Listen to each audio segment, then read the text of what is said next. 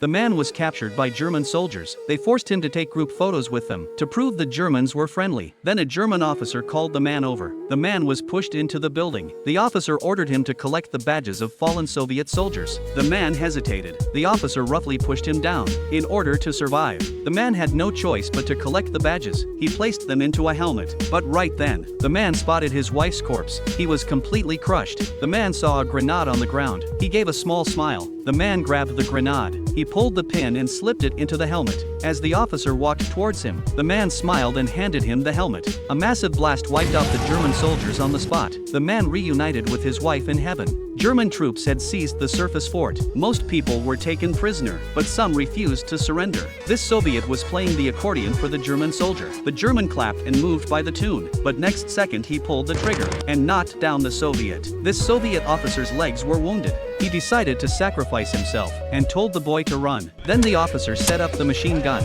He began to spray fire at the German troops wildly. Soon the bullets ran out. The officer's shoulder was also hit. German soldiers closed in. Before meeting God, he took a photo out of his coat and took one last look at his family. A German soldier yanked the pin on a grenade and tossed it in. The officer left the world. The remaining Soviet soldiers hid in the bunker, but here had no supplies. The commander handed the boy a canteen and told him to go find water. The boy took a pistol. He slipped into the ruins. Suddenly the boy found a surviving girl, and she wept. A German soldier came over scavenging for food. The two kids froze, but the German spotted them anyway. The next second, the boy pulled the trigger without hesitation. Then he told the girl to stay put. He went to look for water on his own. The boy reached a lake. He found a bigger canteen and a corpse's hand by the shore. He brought it back to the bunker. The Soviet commander stared at him in disbelief. Then the boy passed out. The commander held the boy tight. He swore to defeat the Germans. That night signal flares lit the sky. Soviet troops began their breakout, but the Germans were ready. They set up machine guns and opened up with deadly fire. Under the overwhelming firepower,